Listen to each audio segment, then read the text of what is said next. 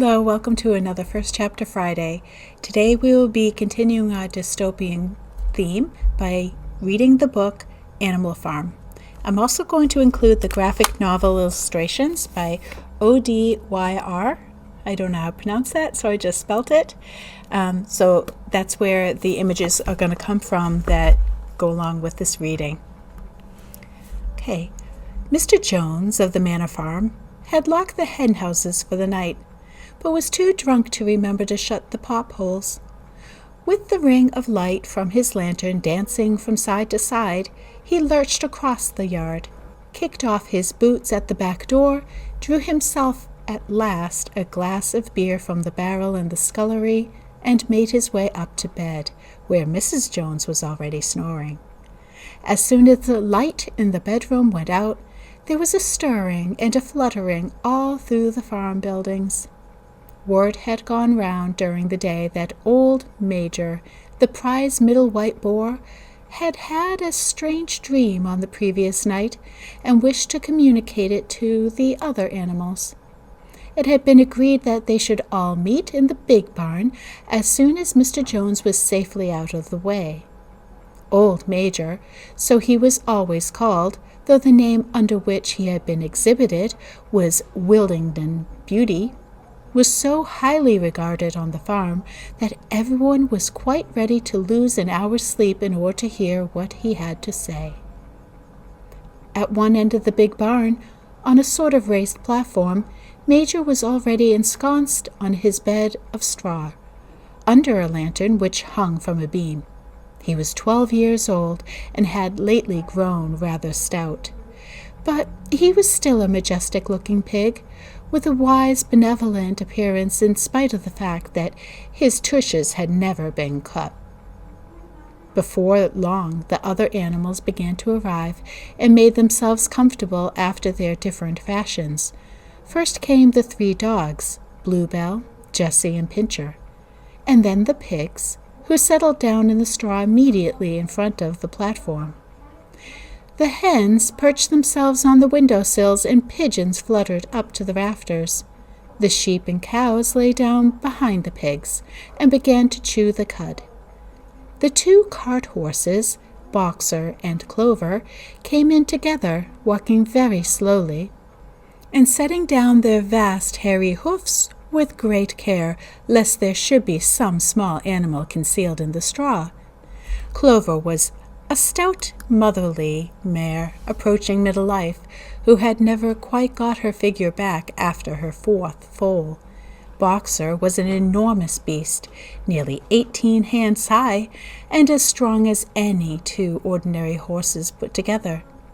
A white stripe down his nose gave him a somewhat stupid appearance, and in fact he was not of first-rate intelligence, but he was universally respected for his steadiness of character and tremendous powers of work. After the horses came Muriel, the white goat, and Benjamin, the donkey. Benjamin was the oldest animal on the farm, and worst-tempered. He seldom talked, and when he did, it was usually to make some cynical remark. For instance, he would say that God had given him a tail to keep the flies off, but that he would sooner have no tail and no flies. Alone among the animals on the farm, he never laughed. If asked why, he would say that he saw nothing to laugh at. Nevertheless, without openly admitting it, he was devoted to Boxer. The 2 of them usually spent their Sundays together in the small paddock beyond the orchard, grazing side by side and never speaking. The 2 horses had just lain down when a brood of ducklings, which had lost their mother, filed into the barn, cheeping feebly and wandering from side to side to find some place where they would not be trodden on. Clover made a sort of wall around them with her great foreleg, and the ducklings nestled down inside and promptly fell asleep. At the last moment Molly, the foolish, pretty white mare who drew Mr. Jones's trap, came mincing daintily in, chewing at a lump of sugar. She took a place near the front and began flirting her white mane, hoping to draw attention to the red ribbons it was plaited with. Last of all came the cat, who looked around, as usual, for the warmest place, and finally squeezed herself in between Boxer and Clover. There she purred contentedly throughout Major's speech without listening to a word of what he was saying. All the animals were now present, except for Moses, the tame raven, who slept on a perch behind the back door. When Major saw that they had all made themselves comfortable and were waiting attentively, he cleared his throat and began. "Comrades, you have heard already about the strange dream that I had last night, but I will come to the dream later. I have something else to say first. I do not think, comrades, that I shall be with you for many months longer, and before I die, I feel it my duty to pass on to you such wisdom as I have acquired. I have had a long life. I have had much time for thought as I lay alone in my stall, and I think I may say that I understand the nature of life on this earth as well as any animal now living. It is about this that I wish to speak to you. Now, comrades, what is the nature of this life of ours? Let us face it. Our lives are miserable, laborious, and short. We are born. We are given just so much food as will keep the breath in our bodies, and those of us who are capable of it are forced to work to the last atom of our strength. And the very instant that our usefulness has come to an end, we are slaughtered with hideous cruelty. No animal in England knows the meaning of happiness or leisure after he is a year old. No animal in England is free. The life of an animal is misery and slavery. That is the plain truth. But is this simply part of the order of nature? Is it because this land of ours is so poor that it cannot afford a decent life for those who dwell upon it? No, comrades. 1,000 times no. The soil of England is fertile. Its climate is good. It is capable of affording food in abundance to an enormously greater number of animals than now inhabit it. This single farm of ours would support 12 horses, 20 cows, hundreds of sheep, and all of them living in comfort and in dignity that are now almost beyond our imagining. Why then do we continue in this miserable condition? Because nearly the whole of produce of our labor is stolen from us by human beings. There, comrades, is the answer to all our problems. It is summed up in a single word: man. Man is the only real enemy that we have. Remove man from the scene, and the root cause of hunger and overwork is abolished forever. Man is the only creature that consumes without producing. He does not give milk. He does not lay eggs. He is too weak to pull the plow. He cannot run fast enough to catch rabbits. Yet he is the Lord of all the animals. He sets them to work. He gives back to them the bare minimum that will prevent them from starving. And the rest he keeps for himself. Our labor tills the soil. Our dung fertilizes it. And yet there is not one of us that owns more than his bare skin. You cows that I see before me, how many gallons of milk have you given during this year? And what has happened to that milk, which should have been breeding up sturdy calves? Every drop of it has gone down the throats of our enemies. And you hens, how many eggs have you laid in this last year? And how many of those eggs ever hatched into chickens? The rest have all gone to market to bring in money for Jones and his men. And you, Clover, where are those 4 foals you bore, who should have been the support and pleasure of your old age? Each was sold at a year old. You will never see one of them again.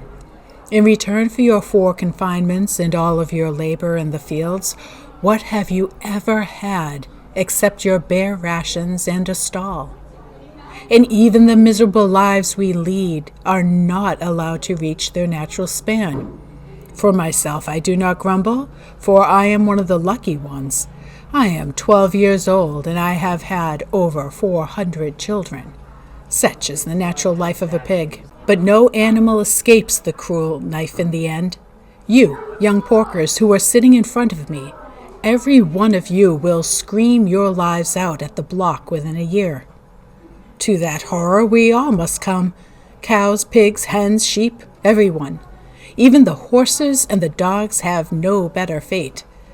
You, boxer, the very day that those great muscles of yours lose their power, Jones will sell you to the knacker, who will cut your throat and boil you down for the foxhounds. As for the dogs, when they grow old and toothless, Jones ties a brick around their necks and drowns them in the nearest pond. Is it not clear, then, comrades, that all the evils of this life of ours spring from the tyranny of human beings? Only get rid of man, and the produce of our labor would be our own. Almost overnight, we could become rich and free. What then must we do? Why, work night and day, body and soul, for the overthrow of the human race. That is my message to you, comrades. Rebellion. I do not know when that rebellion will come. It might be in a week or 100 years. But I know as surely as I see this straw beneath my feet, that sooner or later justice will be done.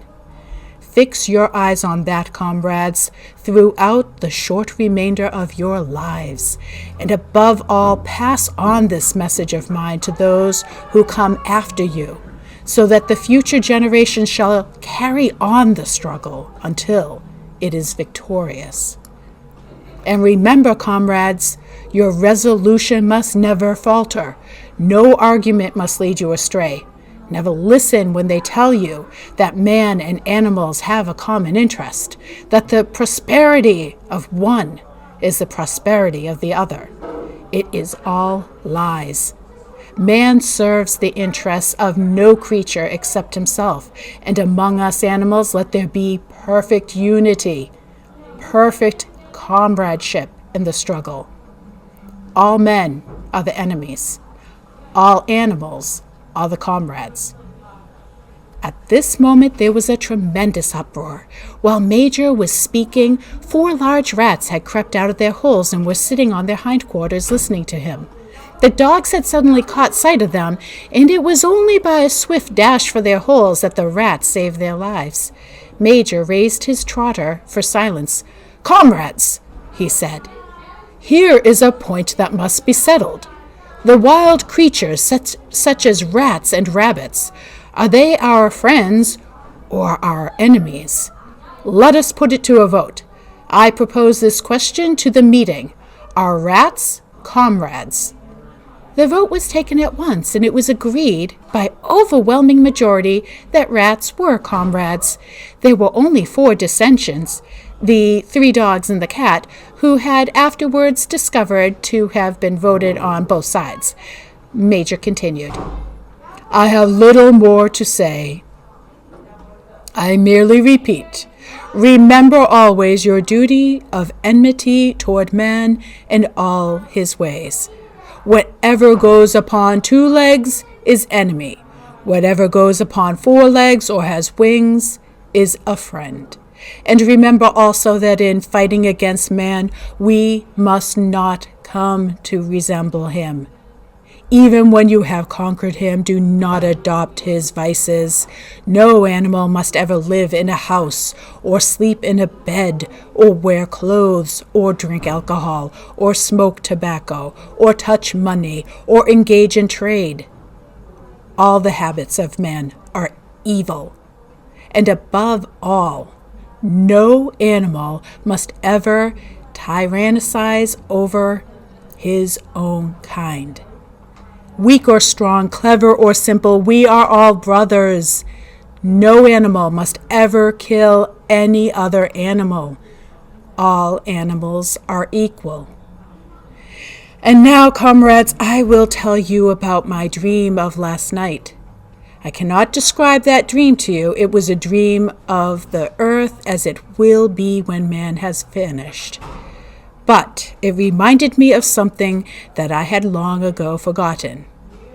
Many years ago, when I was a little pig, my mother and the other sows used to sing an old song of which they knew only the tune and the first 3 words. I had known that tune in my infancy, but it had long since passed out of my mind. Last night, however, it came back to me in my dream, and what is more, the words of the song also came back. Words, I am certain, which were sung by the animals of long ago and have been lost to memory for generations. I will sing you that song now, comrades. I'm old and my voice is hoarse, but when I have taught you the tune, you can sing it better for yourselves. It is called Beasts of England. Old Major cleared his throat and began to sing. As he had said, his voice was hoarse, but he sang well enough, and it was a stirring tune, something between Clementine and La Cucaracha. The words rang, Beast of England, beast of Ireland, beast of every land and clime, hearken to my joyful tidings of the golden future time. Soon or late the day is coming, tyrant man shall be o'erthrown, and the fruitful fields of England shall be trod by beasts alone. Rings shall vanish from our noses, and the harness from our back. Bit and spur shall rust forever, cool whips no more shall crack. Riches more than mine can picture, wheat and barley, oats and hay, clover, beans, and mango wurzels shall be ours upon that day. Bright will shine the fields of England, purer shall its waters be. Sweeter yet shall blow its breezes on the day that sets us free. For that day we all must labor, though we die before it break. Cows and horses, geese and turkeys, all must toil for freedom's sake. Beast of England, beast of Ireland, beast of every land and clime, hearken well and spread my tidings of the golden future time. The singing of this song threw the animals into the wildest excitement. Almost before Major had reached the end, they had begun singing it for themselves. Even the stupidest of them had already picked up the tune and a few of the words, and as for the clever ones, such as the pigs and dogs, they had the entire song by heart within a few minutes. And then, after a few preliminary tries, the whole farm burst out into Beasts of England in tremendous unison. The cows lowed it, the dogs whined it, the sheep bleated it, the horses whinnied it, the ducks quacked it. They were so delighted with this song that they sang it right through 5 times in succession, and it might have continued singing it all night if they had not been interrupted. Unfortunately, the uproar awoke Mr. Jones, who sprang out of bed, feeling sure that there was a fox in the yard. He seized the gun, which always stood in the corner of his bedroom, and let fly a charge of number 6 shot into the darkness. The pellets buried themselves in the wall of the barn, and the meeting broke up hurriedly. Everyone fled to his own sleeping place. The birds jumped up to their perches. The animals settled down in the straw, and the whole farm was asleep in a moment. That is the very interesting beginning of Animal Farm. So as you remember, dystopian novels seem like they're perfect, that they've figured out society and how to avoid all the flaws of society, and yet things go terribly wrong. And such will be the case in this story as well. So I hope you pick it up. If you don't want to read the actual novel, then definitely check out this graphic novel version. Thank you for listening, and see you next week.